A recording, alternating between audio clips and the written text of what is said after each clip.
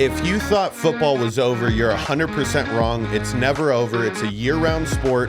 People think that it might end with the Super Bowl, but I'm just going to tell everybody that football season starts now for next year. Come on. 100%. And I'm joined by two wonderful Gridiron Junkeez fantasy football participants. Yes, this sir. Year. Big Body Cisco, you've been on before. Gee, yes. Go ahead and introduce yourself for the people that Big don't Body Cisco, man, Western Conference podcast. Big football fanatic, 49er fanatic as well. But yeah, man, I'm just a football fan. And like you said, the real season starts now. know. Absolutely, Yeah. right? If you love it, it's in your body, it's in your Yeah. blood. XFL, I've been watching it like a motherfucker lately, even though it's football.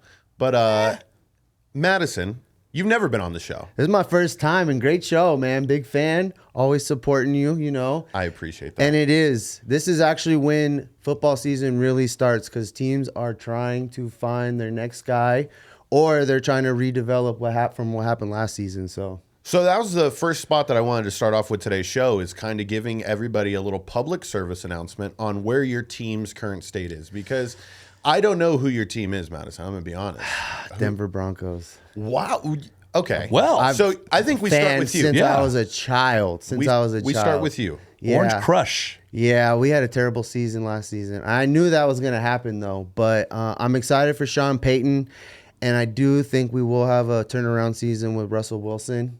I think some of the guys in the locker room thought he was a little corny with just some of the stuff he was saying. Yeah. But he's still a great talent, and we do need a solid quarterback. And I think Sean Payton's going to change it all. So I'm ready. Our division is still tough, though. We have the Chargers, and we have the Chiefs still. And, I mean, the Raiders, you know, they're figuring out their season. But Right. it's a tough AFC division. I mean, they got the Bills, the Bengals, the Chiefs. You know, like it's the most tough. I would say it's last year I spent a lot of time focusing on the AFC West because Yeah. I thought going into it, I was like, by far the toughest division in all of football. It ended up being the NFC East kind of with the competition level. Yeah. But I think this year really cements the fact that the AFC West is nothing to be fucked around with. One thing, I wasn't sure if you knew this, when Russell Wilson was out in Seattle, he started to call Sean Payton. Like in those last couple of years, they started to develop a relationship. This is right as soon as Sean Payton leaves the Saints, he starts getting on the phone because Russell Wilson is a master manipulator. So he got his own office. Yeah. He got his part of own the script. office. Yeah. he got his own office. He doesn't let players contact him. They have to contact his team. Wow. Crazy. Team 3, right? So Yeah. like he's an individualized star. Maybe it's like the superstar position got to his head a little bit. Yeah. Oh, Because absolutely. there's still like some wholesome quarterbacks out there. But anyways, he tried to pull this stunt where he's like trying to remove his head coach, bring Sean Payton into Seattle, so then that way he never has to leave. The reason why playing shitty, of course. Absolutely, Yeah. right? Yeah. Well, he's the prime example of first half MVP. Like if that award was given out to people, he would have won it at least 6 times. Yeah. I mean, midway through the season, He's seen this what was guy's- going on over there. This guy's a stud, right? Yeah. But I mean, now he goes to the Broncos. He has that whole let's ride thing. How did Broncos, you let's feel? ride. How did you feel about that horrific meme? I mean, at first I liked it. It's exciting just because of who he is, but just the way the season transpired and just hearing some of the rumors, like what the locker thought about him. And I think he had like a birthday party and like only half the team showed up and kind of lost, the momentum of the team. Like now I'm looking back at it and you watch it and you're like, it's a little bit corny, but I'm just going to be hopeful because I felt like I said this when we signed him, like it's going to take about 2 or 3 seasons before I see anything from the team. So I'm just going to be hopeful, but I'm still worried about, the division as well as the whole conference itself because, they still got the Bills, like I said, the Bengals, the Chiefs. I think the Chargers, this is going to be their season. And so I'm hoping Sean does a few things. We still have little holes in our running game as well. I like Latavius Murray, but we still got a lot of work to do. Our receivers are solid, but it's just It was you guys were at the great conundrum last year too, because your defense. Our defense is always solid. Yeah. Like stout. But you can only do so much in the game before it's like, okay, we got to put some points up, you know? Yeah. Like you're on the field most of the game and you're stopping and intercepting and making these big plays. But at some point you get off and you're sitting there and you're like, damn, I got to go back on. You just do another interception. Oh, no. The frustration level goes because a friend of mine, Mike Purcell, plays nose guard for the Broncos. And he said the frustration level with Russell Wilson, as a defense, you're a good defense, but you don't want to be on the field 80% of the time. 100%. Yeah. 100%. And that's the defense does their job. You got to go out there and score points. Solid defense over there too. Yeah. Solid defense. Yeah, and that's what I'm afraid of is like we're wasting our seasons, you know. Defense wins championships. Your offense just has to get you into position to score more points. I mean, that's what's happening, you know. You guys are both in the same boat. Yeah, 100%. Because it's harder to keep these defenses together once you have a good defense. Yes. Absolutely. Yeah. I think Patrick Surtain is okay. There was who was the cornerback from the Vikings? Was it Peterson? Peter, yeah. Thick body, right? Like, where that prototype of they just don't go to that side of the field at all. Correct. No, right. yeah, exactly. They're throwing away Darrell from that Revis, side. Yeah. You know, so you guys are going to be put in a position here in the next couple of years if you don't figure it out. Right. I will tell you, being a Saints fan, okay, and growing up under the Sean Payton era, oh my God. It's boring football. I want you to understand this. Everything's underneath, very few big plays, but the offense just fucking moves like a locomotive, right? Yeah, 100%. So it's going to be really, really good for you guys, but don't get bogged down when you see Russell Wilson checking down every fucking play. Yeah. But hey, that's how good. Look at Drew Brees.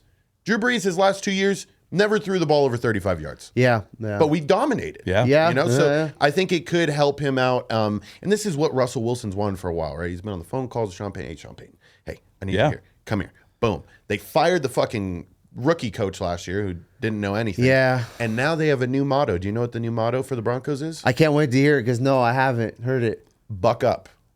Instead of let's ride, it's buck up. Buck up. Well, that's a Just stretch. coming with corny lines. It gets cornier almost every year. I can't wait to hear what's going to happen in the next season. Oh my Buck gosh. up. Buck up, man. You guys aren't the buck, but buck up. Yeah, well, That's so now we've discussed the Broncos. Go into the 49ers because you guys are in this. I'm still mourning right now, George. I'm still mourning my 49ers. I think the quarterback situation obviously is the topic of everything. You know, coming in with Brock Purdy, you know, a friend of mine, Josh Johnson, going down during the playoff game. So it's all over the place. Personally, they're talking about Purdy. Like he's about to do his surgery now, and it's still going to take a whole year to get him back. So I don't think they have the confidence in Trey Lance that I think everyone thinks they do. I think, you know, they asked John Lynch at the combine, you know, what's the latest on, you know, Trey Lance? And then right when he starts to talk about him, he starts scratching his head. And it goes back to that Seinfeld method where, you know, start talking about somebody, start scratching your head. Yeah. That means you don't really have the trust that you think you do. So, I mean, we'll see what happens. We're going to have to definitely get some, you know, veteran quarterback signed for this year. But to me, as a Niner fan, Jimmy G knows the offense. Why not?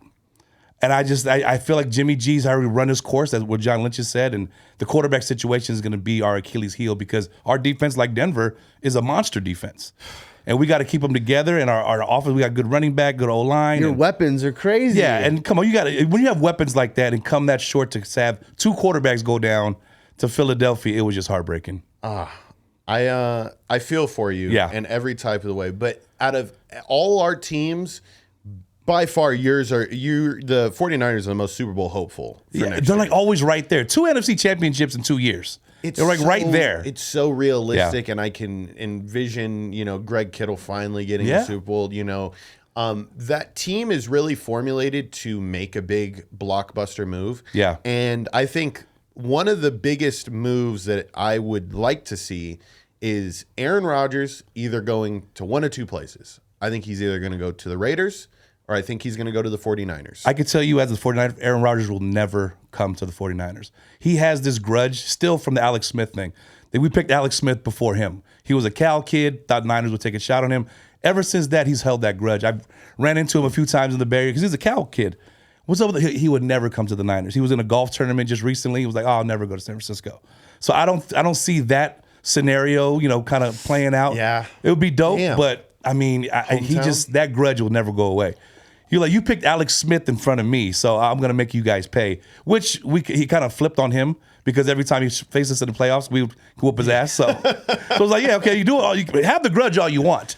But I think the thing that kind of lightens me is this Lamar Jackson talk. Where actually, they franchise tag him. Yes, they did. And now that kind of gives like the open door for other teams to kind of like say, hey. Non-exclusive, right? Yes. So like, just so I can break it down for the viewers, he signed a $32 million non-exclusive tag, which allows him to talk to whatever team he wants to. If the Ravens wanted to exclusivize it, they would have to pay him $45 million. Yeah. So they were like, we're going to save the 10, and now he's up for shop. And I don't know what's going on with Lamar. Like everyone, he's an MVP caliber quarterback. Don't get me wrong. Okay. But everyone is not giving him the respect of Lamar. It's like you have to treat him like he's just one of these third string quarterbacks. This is an elite quarterback. If Daniel Jones can get paid, Lamar Jackson can get paid. Madison. Come on, man. Like, I can't believe that. Yeah. Yeah. And it happens all so fast. And you know who was the guinea pig for all the quarterback market this year? My fucking New Orleans Saints, right? Come on. We were like, before he was even available and we were trying to get a trade for Derek Carr. Yeah. What in the world are we doing? Because I'm going to tell you one thing.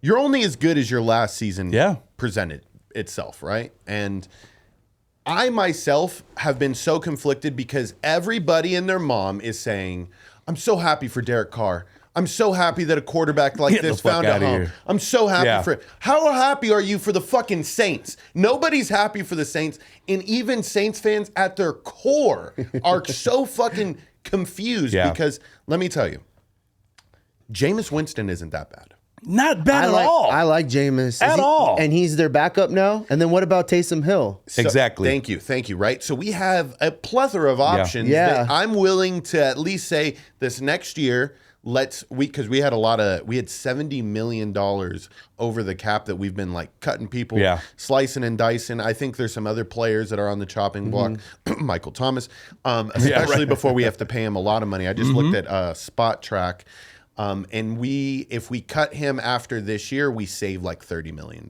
Come on. So it's like, oof. Why not? The Saints gotta start thinking about that. But we make this decision 140 before Daniel Jones. Yeah.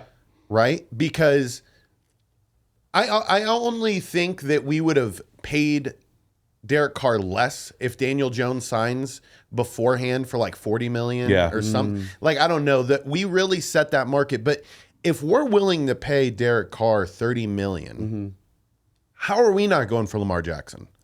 Absolutely. That's my same thought process. I'm like, why? But what was the rush in signing him so quickly? I think it's... Unless there was somebody else, buddy type stuff, dude. I think the nepotism does exist in this world, and especially in the NFL level. It may not be nepotism as he's related to people, but the people that you've played for in your upbringing, college coaches talking to each other, and they all say the same thing, right? Derek Carr is a stand-up human being. He shows up every day. He doesn't cause any conflicts. But he misses people on third and second. Okay? Come on. He misses people. You got to get down to the nitty-gritty about it, right? It's like, I have to be, can I be the fucking realistic one in this situation? So the one thing I think is really going to happen, Jameis Winston is going to beat him in a quarterback battle. I've always been a Jameis Winston fan. Start this season? Yeah. Okay, he won't. Here's the thing, because I got fucking barked at for saying that, because I'm a Jameis like Winston believer, dude. Even before we signed Derek Carr just now, I'm like, I'm hopeful for next year. Yeah. I was literally saying it with like gusto, like the Saints actually have a shot. And now he has to fight for his position, and he's not going to get the start because everyone always says, if we're paying him, we got to play him. Got to play him. It's true. And so we're at the bay of that, but I mean... Yeah, no. I've wished for injuries on people. I'm done doing that. So what's your depth chart? Is Andy Dalton still on the team? Somebody gets chopped. Yeah. Somebody's going to get cut. I believe it's Andy Dalton. And don't be surprised if your little 49ers aren't like... Well, yeah, he's on the solid list of veteran quarterbacks. They're talking about Dalton, Matt Ryan to have his reunion with Shanahan. So we'll see. That's something that I don't want to see happen as a fan. That is disheartening, man. Right? Okay, so this last season brought up a lot of young players that are studs, right? Like Justin Jefferson obviously had a great rookie season, but now he's like put himself in a category of his own when it comes to the receiver class. But then there's been people that dropped off. And it's actually interesting because one of the people that I think is going to have, or that's underrated this season, that's going to go back to that stardom level is Jerry Jeudy. Oh, absolutely. Now, I agree. He's a dog. He dropped off after that amazing rookie, like that rookie class of receivers with at least those two. I'm just like, and then Devontae Smith is even in that class too. You're like, wow, there's a lot of potential here, especially from that Alabama crew. He's an underrated player. Do you think Jerry Jeudy has a comeback season? I mean, Broncos fan, I'm always going to be hopeful, and he is a great talent. He's a great deep threat. And he will burn you. So I mean, I'm hoping that happens because I mean, on paper, if you just look at the team in its entirety, like it's a solid team. Like we should be in the playoffs and we should be putting up numbers. But it just all depends on if Russell Wilson can get the ball to Jeudy. There was a little frustration last season. I know he was like going through a couple injuries, but. I mean, Jerry Jeudy is a talent, and he's, the rest of our offense with our wide receivers, they should help him get open. So we'll see. I don't know. It's hard for me to make a prediction or feel for like what's going on with the Broncos just because of last season, but I'm going to remain hopeful. This is a pretty interesting. Travis, do you mind pulling this up for me? So this is Jerry Jeudy's injury guide. This is a pretty Draft Sharks, right? So it gives you a nice little breakdown. 2020, he had a shoulder injury. 2020, he had a chest and rib injury. 2022, growing, knee meniscus tear. Yep. And then that ankle sprain was, I believe, the one that he re-aggravated last year. Yep. Week 1. This is interesting. 85% chance of injury in 2023. Wow. 85%. 85. Fuck. Wow.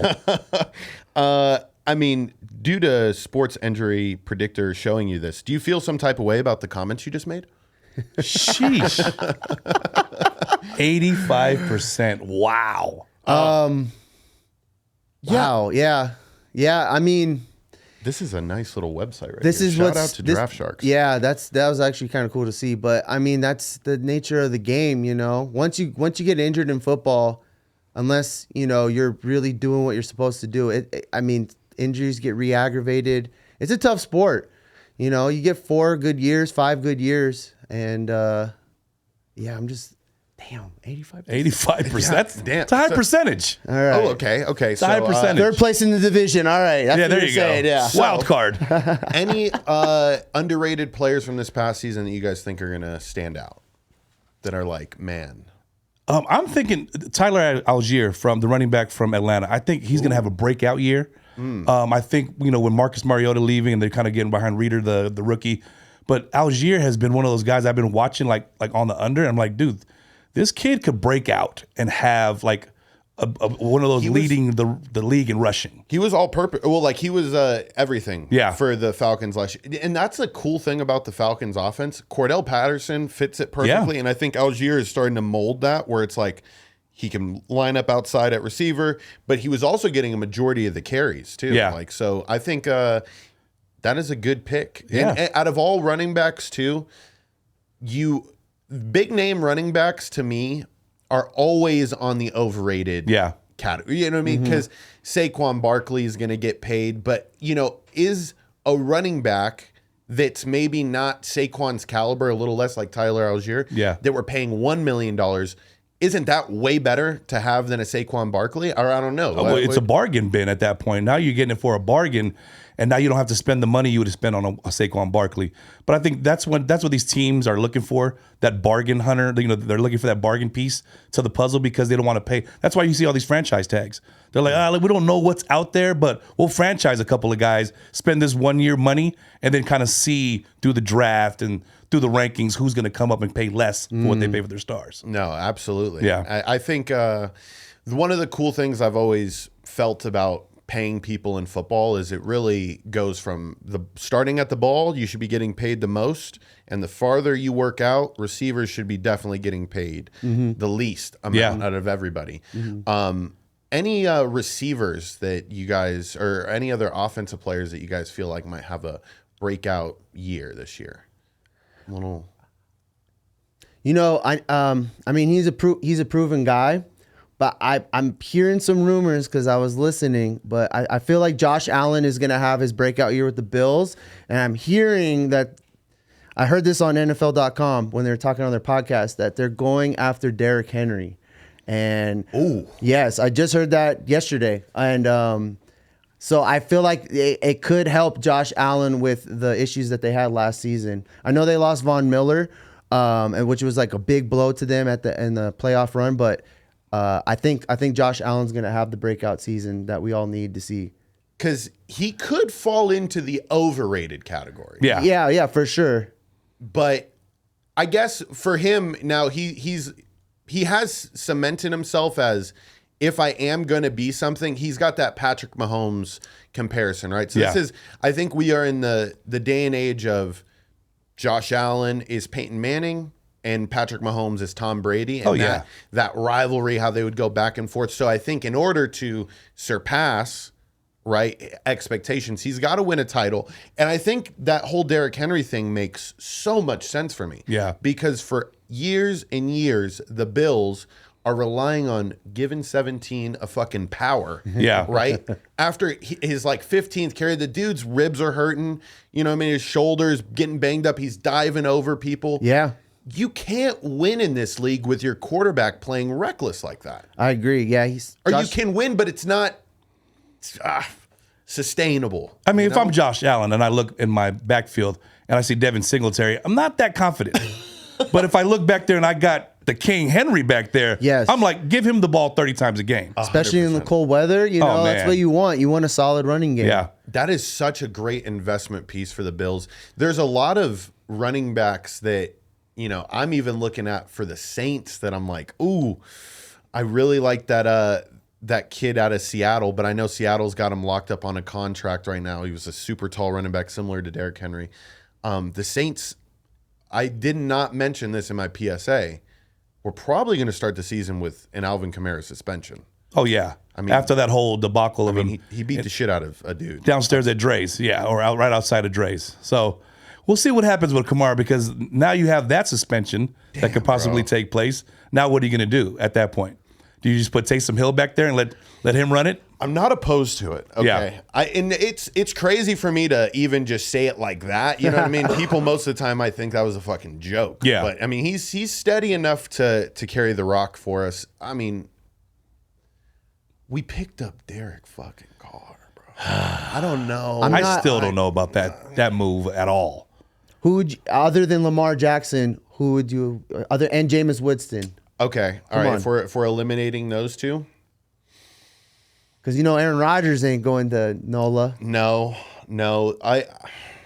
Man, Matt Ryan. I'm like Matt Ryan. My well, no. At that point, I'd rather just go to the draft. Anthony Richardson. And just start over? Florida. And just start over? Amazing. Yeah. No, I'd rather, The Saints haven't had a start over project. I want you to all both to realize this. Since I started becoming a fan in 2008, we got Drew Brees.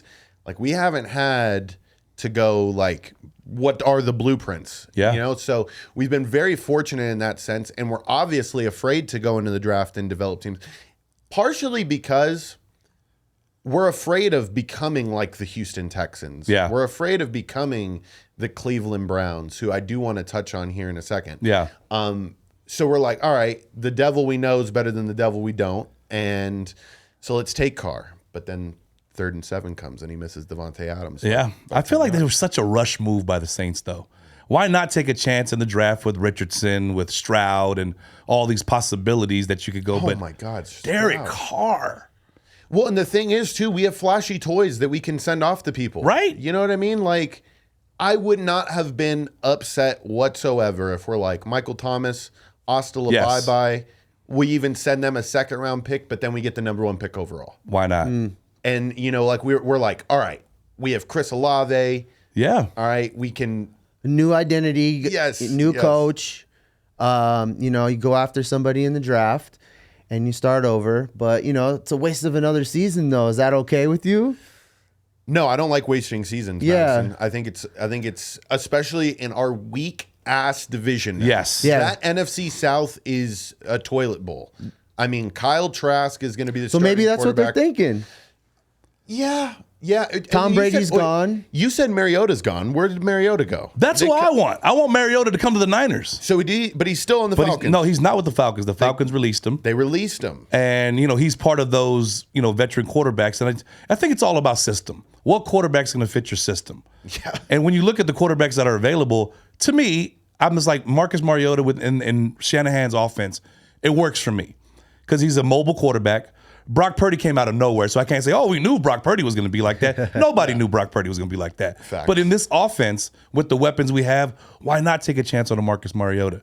They're talking about Matt Ryan. I'm like, I wouldn't want those guys. He obviously didn't work with Indianapolis, so how would he work with the Niners? Yeah, no, I don't think it would be a crazy stretch to think you could put any quarterback into that San Francisco system and see some success, right? Yeah. The one I remember I said I want to go back to the Browns real quick. The Browns paid Deshaun Watson $40+ million, right? And this is like crazy guaranteed money. People are saying to pay off the people that were, he got a huge signing bonus. Oh yeah, that all Browns are like silence everybody. Go silence people. Yeah, and now it like tainted the market for last year. But you look at the Browns this year, and you look in we separate Deshaun from what he is off the field. Yeah, he's a stud. Yes. Yeah. Right. He did a lot for that Houston Texans team. Do you guys think the Browns are like Super Bowl contenders this year? Playoff bound for sure. I mean, Nick Chubb is a stud of a running back, and he had a great season last season. It's going to be up to Watson to make sure that he's consistent in his play. He didn't look too good. I know it was at all. Yeah. So, I don't know. It's a tough conference. It is. It's a tough conference. Yeah. There's just too many stud and there's teams. a lot of rivalries in that Browns division. I mean, you got the Steelers, you got the Ravens, and I'm blanking on the Bengals. The Bengals. Yeah, and I think like any team, you're going to lose pieces. And I think Correct. Cleveland are going to lose pieces. I think they're going to lose Kareem Hunt. I think he goes to Kansas City for some reason, but I think they lose Nick Chubb's backup. And, once all these teams make their moves and lose the players they have, that's when you're going to kind of have to say, okay, will they have that push? And I just think Deshaun looked like shit this last 6 games as he was in. I was just like, that ain't the Deshaun that everyone was expecting.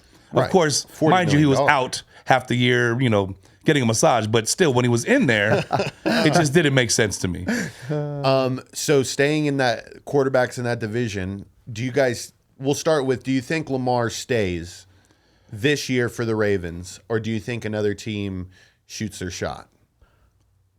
I think the Jets are waiting to see what they could do with Aaron Rodgers, and if they make something happen with Aaron Rodgers, I think Lamar stays. But if not, I think the Jets make a play to go after Lamar. I think that would be an amazing trade and fit for New York, especially just because of how big the city is. I think that would be the best fit for Lamar. Other than that, no, he stays on the Ravens. I think he stays in the Ravens as well too, only because I think there's something with Lamar that people are not telling us. Because there's so much like disrespect that I see going on with Lamar that why are they like downplaying this kid, which is for me it feels that he's an elite quarterback. But I don't think nobody's gonna match that franchise tag. I think that's a lot, but I mean, if I'm an owner and I'm a GM and I got Lamar and as a possibility, why not? But I think Aaron Rodgers, they're waiting for the Jets to see that. But like, come on, I wouldn't mind having Lamar at the Niners. Come on, put him in that offense. Well, then Lamar Jackson is one of the very few quarterbacks in this league in which the coach molds the system around to that him. player, right? You will throw everything you've learned in your 25 years because you have an ungodly talent behind you. Now, we know what he's capable of. The questions come around accuracy, right?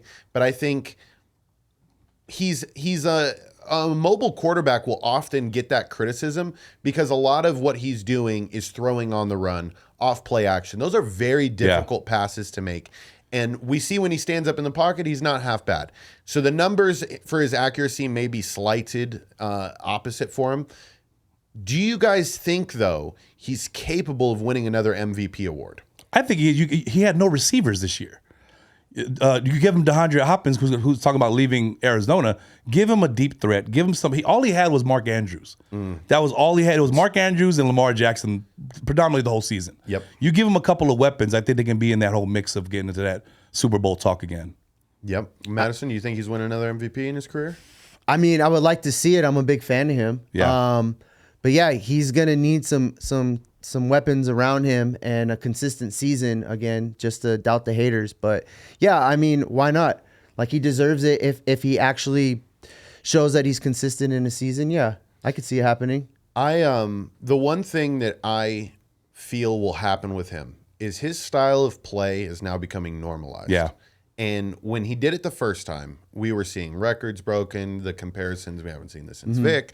You get this, he's the new shiny toy in the house, so we got to give him his flowers, right? So he is now competing against guys like Josh Allen, who are going to put up insane rushing and throwing numbers. Justin Fields is literally 2.0 of what Lamar was. Now, he played for a god-awful team last year, and that is where we'll wrap up the show, is going to be on the Bears in Justin Fields, okay? He is so close to becoming a superstar in this league, but he plays for a dog shit franchise, okay? Do you think Justin Fields brings the Bears back to the stardom that I never saw growing up? Man, as a fan of the 85 Bears, you know, that whole era with Walter Payton, they'll never get back to that dominance. But when you got the number 1 pick in the draft, and now you can have your options between saying, you know, let me trade the number 1 for like 4 other picks. It's all about weapons, right? You're always trying to see if I can, like they did with Lamar Jackson, if I could build around Justin Fields and kind of say, okay, he's our centerpiece. Now they're talking about, what about Richardson going to Chicago? It's like, wait, don't forget about Justin Fields that's already there. Build this team around him, get the defense and shore that defense up. Then you can start having that conversation.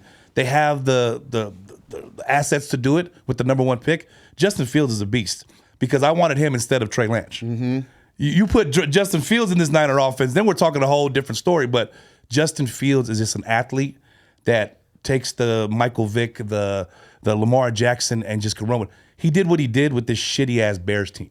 Like, just imagine what he could have with you just giving a few pieces to him. And you have to do that because if he has to continue to keep running around, injury's gonna happen. He's gonna get hit going out to the sideline, and then their season's over again. But I'm not a big fan of the Bears and how they run their teams, and especially in the last 10 years. So I don't know. I will see. They'll drop the ball. They'll drop the ball with it. If anything, look at how the Eagles do with Jalen Hurts and kind of mimic that. And I think the Bears can have some be successful.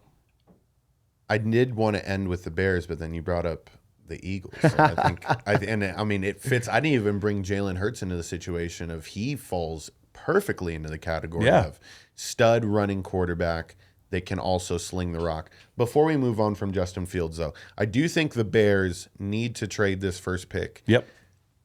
I mean, sooner rather than later, to show the franchise and to show your stud QB that you believe in him.